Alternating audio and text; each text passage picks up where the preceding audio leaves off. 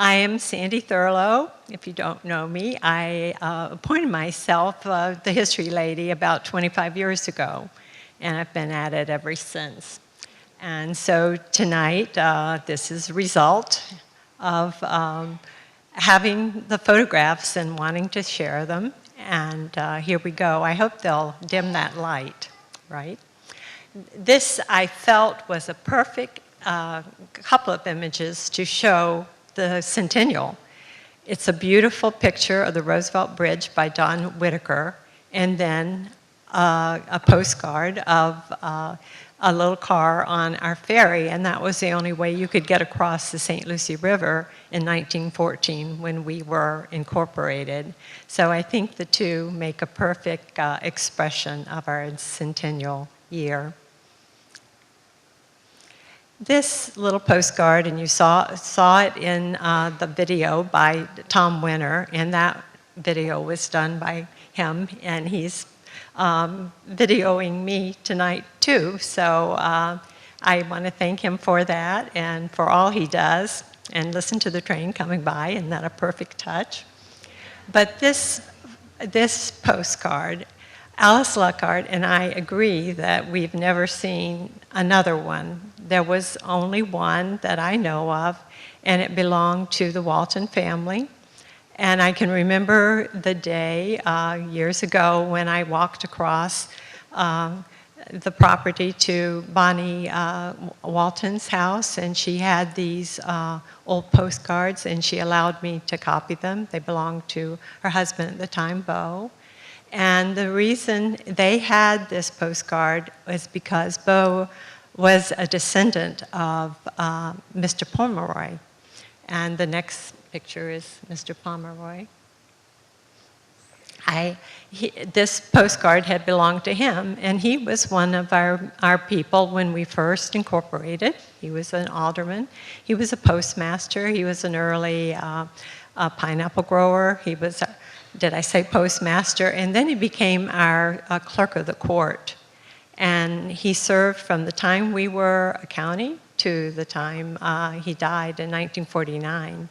So a very long time. And right now, his picture has been put on the wall in the courthouse because we have a very sensitive person, our new clerk, Carolyn Timman, and she has put all the former clerks' pictures on the wall in the courthouse, so they are memorialized there in that way. And recently, a road that's close to Walmart on US 1 and goes to 76 is named Pomeroy in his honor. You see, this was the headline after we were incorporated on May 7th, 1914. And you see here's Pomeroy. You can see it right here. And I don't think you realize how precious all the pictures that we have to illustrate things, like the ones I have in my book and the ones that are in this presentation. But each one has a story of how it was acquired. And there are other photographs that we need, and perhaps you know members of families who might have them in a box somewhere. It's an ongoing process. But we have pictures of about half of our first officials when we were made into a town first before a city. This is an example of a photograph that we knew that Judge Wright Meyer he incorporated the Women's Club, he incorporated our town, he presided over the meeting for incorporation. And we didn't have a picture of him, but in reading his obituary, he was a Supreme Court Justice in Kansas, and I thought, my goodness, someone so important, surely their historical society would have a photograph. So I wrote to them and got this photograph. And so we now have an illustration of this man who played such an important part in our local history. This is a picture of the Christian Endeavor Hall, also with almost everyone in town in front of it. You can recognize, let's see, is this working? Yeah, there. This is Stanley Kitching, he's important. Here's Mr. McDonald, who was our first mayor. But we think that this is Judge Wright Meyer. Alice Luckhart and I compared the photographs and the cheekbones and the eyebrows. And once you get a picture so you know who a person is, perhaps you have other photographs that don't have the name on it. So it's also valuable. And here, this little building where we're incorporated with practically everyone in town. Even though we're celebrating 100 years of Stewart, I feel like we need to go back and get a little background. In 1870s, when our House of Refuge was built, there was nothing here. It was a howling wilderness, as some of the pioneers expressed it. But they built this government, run building. It wasn't really a life-saving station because we didn't have enough people to man a life-saving station. And though I had many photographs, or a dozen photographs of parts of the House of Refuge as it looked when it was still built, I didn't have a real portrait of it. So I commissioned Howard Schaefer to do this watercolor, and I'm just so grateful that we have it because we get a lot of use out of it. And he was an architectural renderer before he became a fine artist. So it was really, his buildings are just so very good. And he was living at Indian River Plantation at the time, and he went out and studied the rocks. And I'm just so glad to have this photograph of the way Gilbert's Bar looked, because those upper windows were not added until 1910. Another watercolor by Howard Schaefer of the first real house, pioneer house that was built. And it was Dr. Baker's house, and it was built in Waveland, and he established the Waveland Post Office in 1880. And it just, the irony of life, that it was located very close to where my family lives and where we've lived for 37 years or so. But it was no longer standing. I did have a photograph of it, and Howard did a beautiful job of painting it. But let's get back to Stewart. Our founders came 2 years after Dr. Baker founded Waveland, and they arrived on the St. Lucie River. And of course, the river was so important, just like Eula's poem. I mean, everything is based on that river, the St. Lucie River. But they landed in Bessie Point, is on our maps, if you know where that is. It's over where St. Lucie Crescent is. And they were like, Hubert was 26 and his brother Wilbur was 23. And Wilbur had TB, or tuberculosis, and this was what brought a lot of people to the area, illness. They wanted to come down because of the weather and enjoy the pleasant climate, and many of them lived to ripe old ages, but not Wilbur. He died in 1901. He didn't last so long. But Hubert is considered to be our first pioneer, our first settler.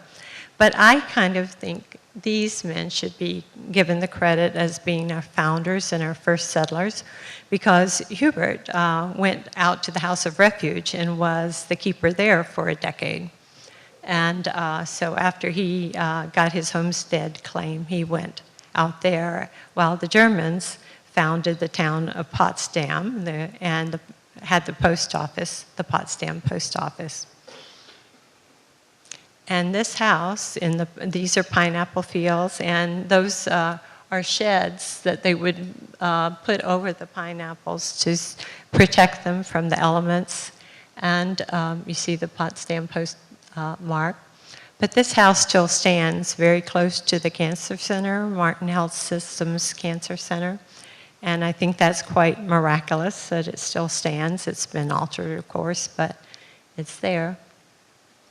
Things really changed when the train came through in 1894.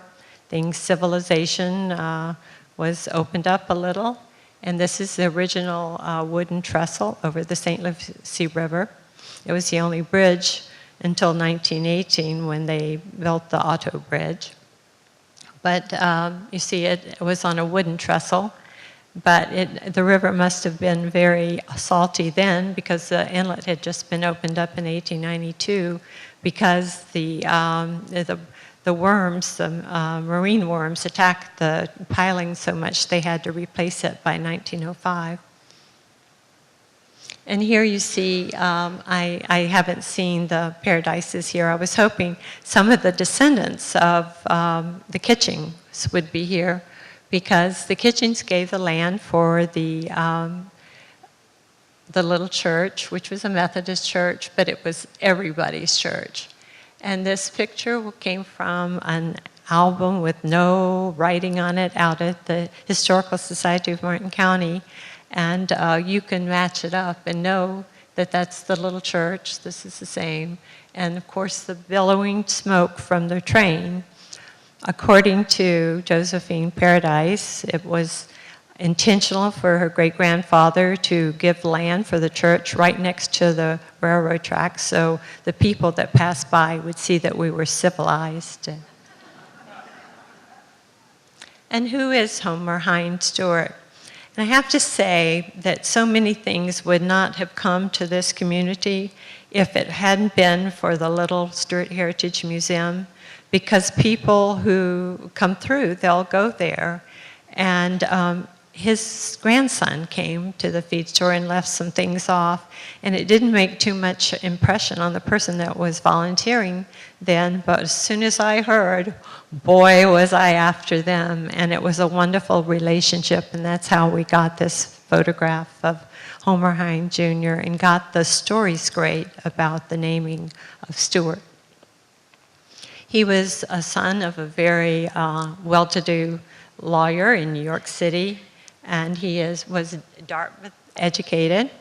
So he was not a black sheep, as sometimes it's been written. It's very hard to kill misinformation. Excuse me. This is his homestead certificate, and I don't know, can you see that says Dade County? But Dade County, it surprises some people that Dade County came all the way up to the St. Lucie River. Actually, most of his land, which is, I think, 159 acres he purchased, was in Brevard County at the time. This little thing did not come our way, but when Mr. Stewart had it here, I took its picture. It was a tiny wood block. And of course, in these days, when we have all of these like maps and we can send them digitally and we can reproduce them with all kinds of machines and printing processes. But in those days, for him to show his family the land that he had purchased, he did this little wood block. And of course, it's reversed in this, so it looks straight.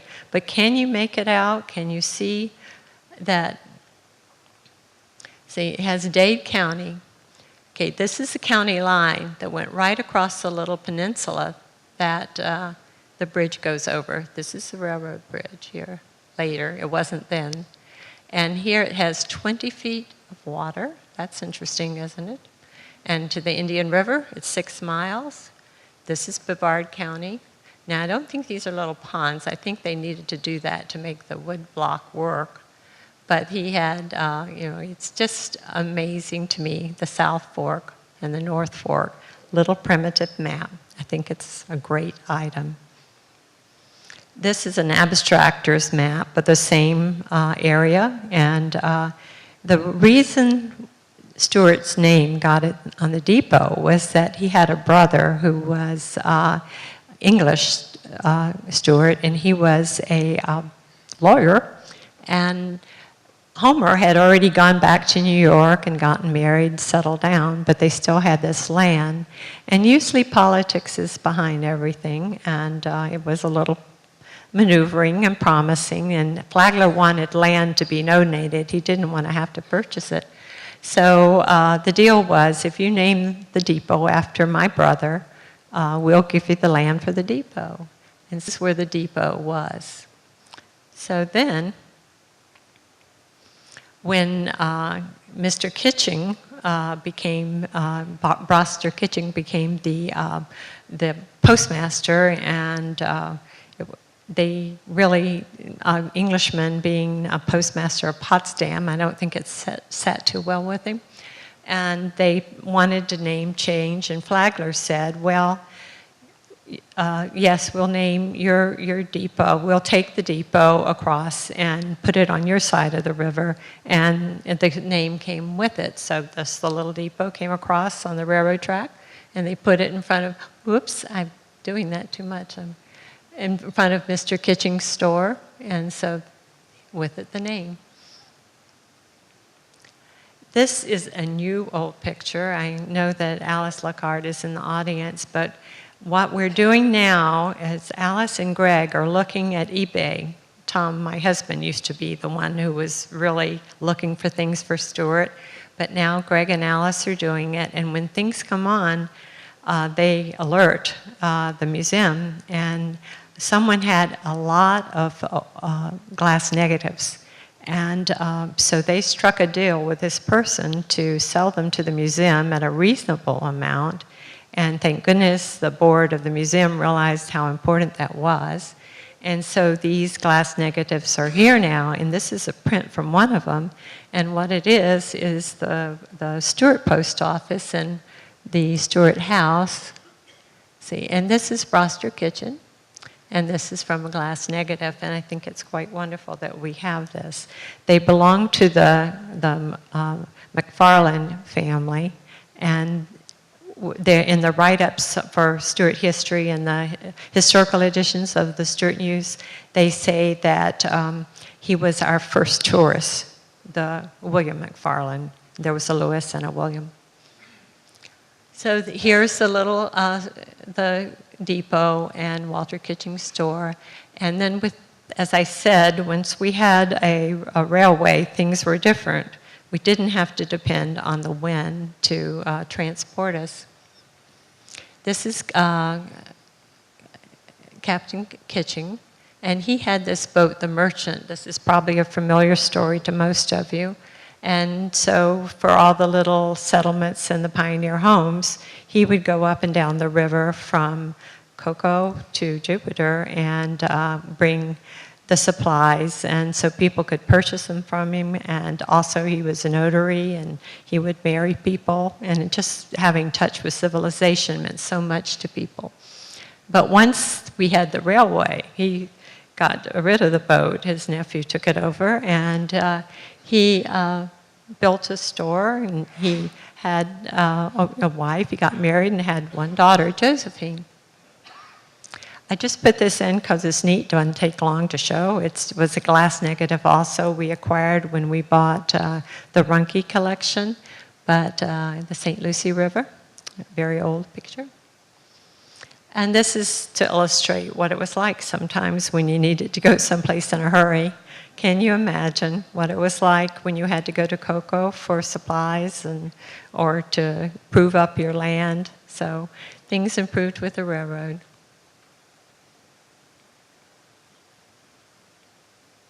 Okay, but then we got fuel and power boats and motor launches, as they call them. And this is from another postcard, and so it shows this boat, the Luster Light, coming in. They're loading barrels, 55-gallon barrels of oil, of gas. And so this, you see, this is right behind the George Park store, which is now the museum. And isn't it something that we still have that, and it's our museum. You can't buy stuff like this. This is so precious that we have this tie with the past and these artifacts that are buildings. And once we had fuel, we had cars, then we needed an auto bridge. And this is what one of the things that the commercial club wanted to accomplish, get a bridge, and that was one reason for incorporating. Back to that famous little postcard of the Christian Endeavor Hall. So Stewart incorporated on May 7th, 1914, And they had the seal already prepared when they incorporated. Can you recognize what it is? These, I mean, this is a railroad bridge. They were so, and of course the North and South Fork. And all these little hairs are docks, because that's everybody's house face the water, and that's the docks. And this, this almost, it's a little comical, the seal. And I have a letter that was from the city in the 70s, and it still was our seal for a long time. And Jackson McDonald was our first mayor. I know we have Rick Hartman in the audience. It was his great-grandfather. Hope I have that right, great-grandfather. And isn't it something that we're having Troy McDonald be our mayor next year? So it goes from McDonald to McDonald in a century, but they're no relatives. They aren't kin to each other, but still it's pretty neat. Okay, according to the Stewart Times, there were 58, this is big time, there were a lot of people here, see? 58 qualified voters present, and it was 6 more than necessary. But no women were included. No women had a right to vote. How would they know what they thought? No. So, and there were no black people allowed to vote. I mean, the list only includes these white guys. And this is, I wish I had an earlier picture of our black pioneers, but these are teachers in 1964 at Murray High, and some of their families, this is a McCarty, Quilly McCarty, go back to the pioneer times. And Walter Odom, he goes back, he's a Hamilton. I mean, these several pioneer families that would have been here if they had been allowed to vote were right here. And then I think I said, oh no, maybe it's the next thing. It was in 1913 that they were allowed to buy land. I think that's on another slide. Okay, but so these guys were in charge of everything, the commercial club, the forerunner of the Chamber of Commerce. And here's an ad, and you see this is like Stanley Kitching. And I've done an article for Indian River Magazine that will be next month on Stanley Kitching, but this month we have a wonderful article done by Rick Crary on J.B. McDonald. So be sure you read those, I hope. But these are all the things they wanted to do. They were busy as bumblebees. See? Busy as bumblebees. I mean, we wanted telephones, electricity, a bridge. I mean, we didn't have anything. And Stanley was the president of the commercial club, if you noticed, and he became Mr. Stewart. He was Walter Kitching's nephew, and he came. His dad, Sylvanus, came and settled in Sebastian, and they had not a small family. They had like 12 kids, and most of them ended up here. And here he is. He founded the Yacht Club. And I feel like if you try to learn a little of our history, it will enrich your life like it has mine. I get such a kick out of like walking down the river walk and looking over at those pilings and say, well, there was a yacht club, or there was the dock for the George Park store. But those pilings are still out there. Here he is signing people up. It was the center of social life for a while. And they got the bridge over the St. Lucie River finally in 1918. And they also got the canal. They thought the canal was going to just be the greatest thing in the world. But they did understand pretty soon that it was degrading our river. Sometimes we get what we wish for, and it's not the right thing. This is another one of those prints from the glass negatives, the McFarling negatives that the Lockharts arranged to come here. But with the big silver king, of course, that was much more popular than sailfishing. We didn't know about sailfishing in that era. And then when Mr. Bessie was in charge of the Danforth House, and just by accident, Grover Cleveland's railroad car got left off here, and when he went up to grumble about it, he realized everybody was so friendly, and he went fishing, and he was hooked, and came back a number of times to Stewart. And here's pictures that belong to the Historical Society of Martin County of Grover and Francis when they were here. After that, we said we were the fishing ground of presidents, and so that's the kind of ad we would distribute, because after Grover came, we had a few visits from others and made the most of them. Back to that little Christian Endeavor Hall to illustrate that the Women's Club purchased that building, and then that became our first library. So it was very historic. The women, they beautified the place. They also got us, they said, you know, you really have to stop dumping everything in the river, you know. It took a while for people to listen, but those women who didn't have the right to vote until 1920, you know, they knew what they needed to do and tried. And they encouraged cultural events. We had bandstands and musical recitals and speeches and Chautauqua-type things. And all the while this was happening, our African-American population was just like biding time and probably gritting their teeth and waiting for things to open up so they would have full citizenship, waiting for a better day. And people like Tom Allen, his granddaughter, maybe it's his daughter, Charlotte Merritt, allowed me to copy family pictures, so those are the ones I have. He became quite a well-known businessman and a pillar of his community. And meetings were held in Woodman Hall. This is still preserved. We have our Woodman Hall right across the railroad track, and that was our city hall for a while. And the Yacht Club that we talked about before, that Stanley Kitching founded, was center of activities. And things were, in the 1920s, things were opening up. There were subdivisions, a boom was happening. And we really wanted things to improve. And then the best thing that ever happened to Stewart, the Lyric Theater was built. This was the third Lyric Theater.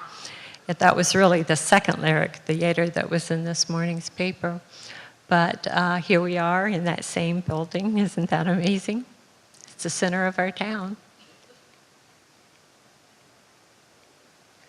But then there was a committee for county division. People were not that happy being in Palm Beach County. And that was where we were after 1909.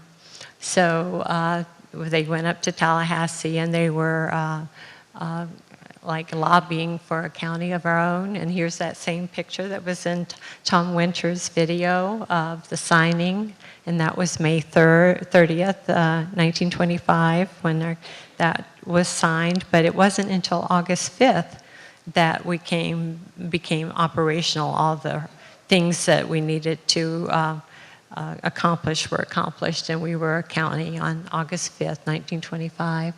But it wasn't until here, and this came from the Josephine Paradise from the Kitching family. Her grandmother, Josephine Taylor, saved everything, and thank goodness for us, because we have things like this to show and illustrate things. But we became a county. And the South Florida developer, I mean, that was, Val Martin was just asking me, Dr. Miniker came to town about 1922 and brought that newspaper from Palm Beach County, and he really was in the back of things and creating Martin County, because the newspaper can accomplish wonders, just like it's accomplishing now, bringing focus to our river's plight. And we threw ourselves a great big party in January 1926. We couldn't get it together, in 1925, but almost made it. Here we are, and you can see that the lyric is being constructed then. And that's when, in 1927, we got the Welcome Arch. And this shows that during the boom, we were incorporated, and Stewart's city limits went all the way to where the arch is, and Jensen's went to the other side. And of course, Palm City's out there too. But that's where the arch is today, and it's now on the register, the National Register. I can't believe it. It's quite an accomplishment.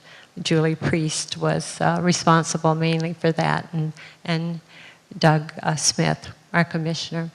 And we had all these grand plans of having a big fancy courthouse. They had architectural schemes printed in the paper, but things kind of fizzled and the real estate market diminished, and so we just moved into a vacated schoolhouse. We just changed the name over the door.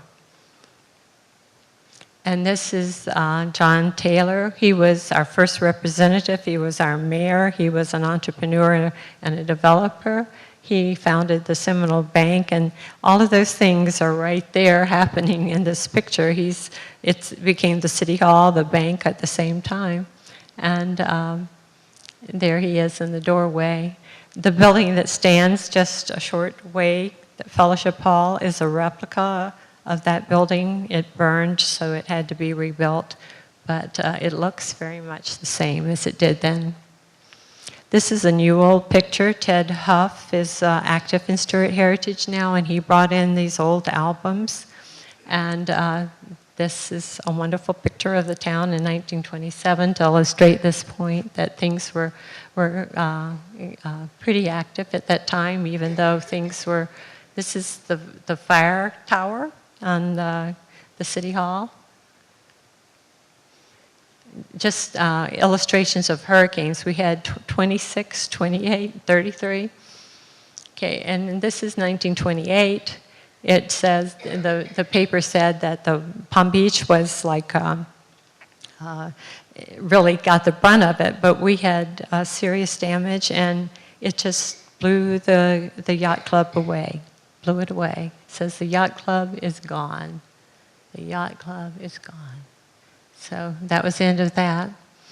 And the 1933 one was really extensive, and what it did was damage the, here I'm going into a spiel right now about the Roosevelt Bridge.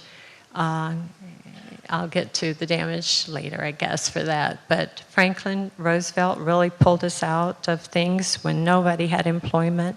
People had to just accept fish that the fishermen would give and get along the best they could. But he came and he, with the funds to build a new bridge, a lot of employment developed. But then bad things kept happening. This is a picture from Boo Lowry's mother of the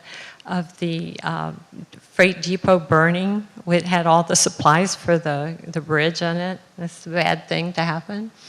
And then the 33 hurricane just like knocked down the top of a building right on top of the Women's Club, the Christian Endeavor Club. So that little building on the postcard, gone. And so it was destroyed. And in spite of all this, the bridge got finished. We picked ourselves up, and we were getting help from the federal government. This is the dedication booklet cover. Mr. Miller gave us a great copy of it. And Sam Emerson, who runs things for the city, he found that plaque in the like storage yard, and it's installed under the new Roosevelt Bridge. And you can go under there and see that plaque. So I'm glad Sam did that.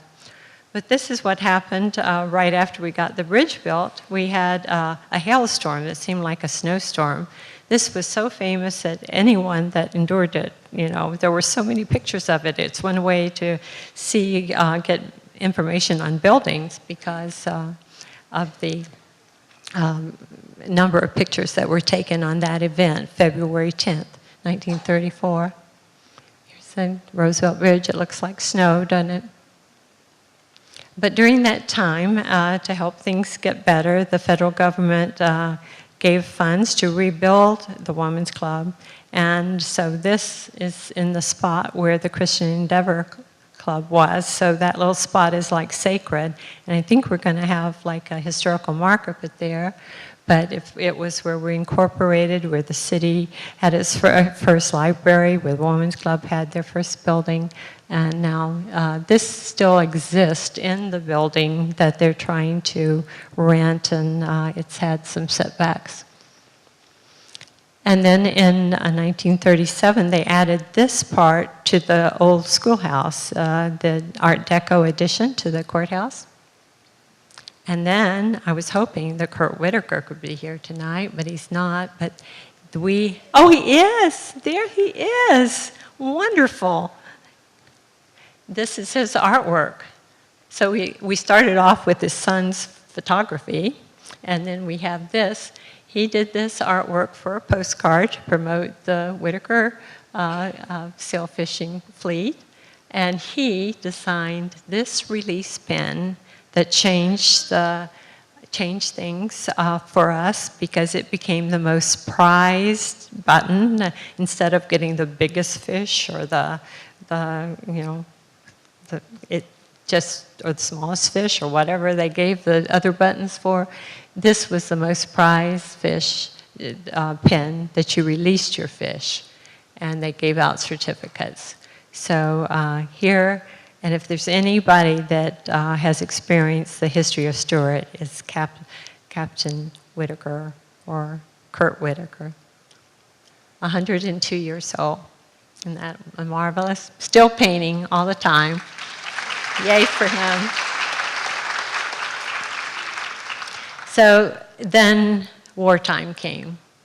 And perhaps you don't know this, but this is Captain Kidd, and this is a portrait, a copy of a portrait that Bud Chapelka gave to me, because it was his uncle, and his grandmother was in the France apartments. Whoops, I meant to point.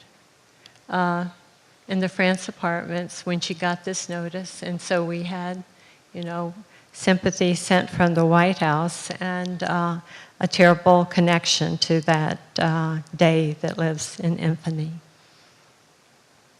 And this is when we had our rec center, our servicemen's center built. This is when it was under construction, designed by Bert Keck. We enjoyed it so much when he gave our Stewart Heritage programs there. And the Lyric remodeled it, but we've used it as a rec center and a youth center through the years, and it's really been a wonderful community center, and it will continue to be. We're having the awards dinner for the Lockharts in it, so that's good.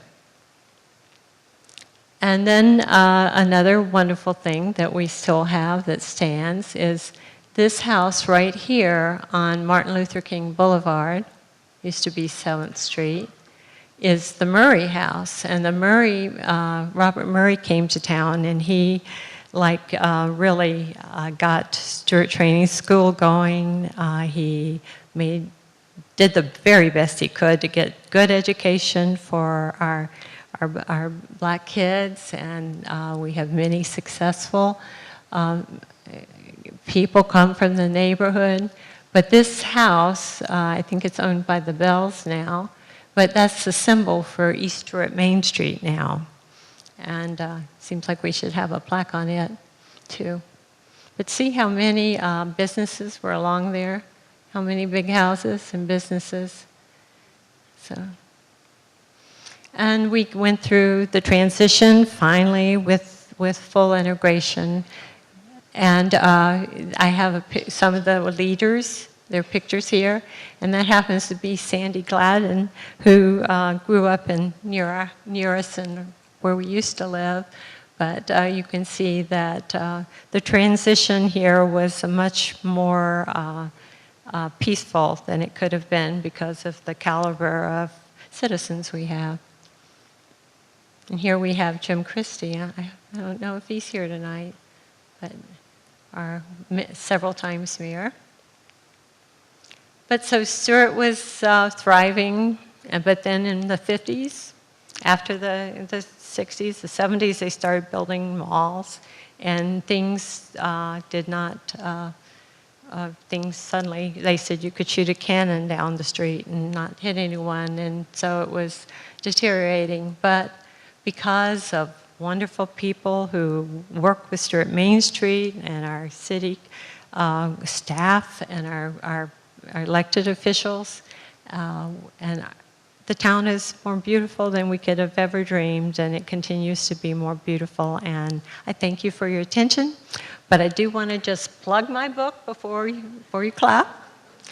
This book was really a labor of love. It has all the information that you really need. It's concise, it's not fully, detailed, but the beautiful pictures that have come from you all, and it was printed by Southeastern Printed right here, that was established right across the street from here by Dr. Ed Miniger, and it's in in Salerno now, or Port Sewell, but it's, that same company. It is so local, like all of this, we're all connected, we really are, and thank you for your attention, thank you for all the good work that the people have done to maintain and improve this town. So let's celebrate our centennial. Thank you.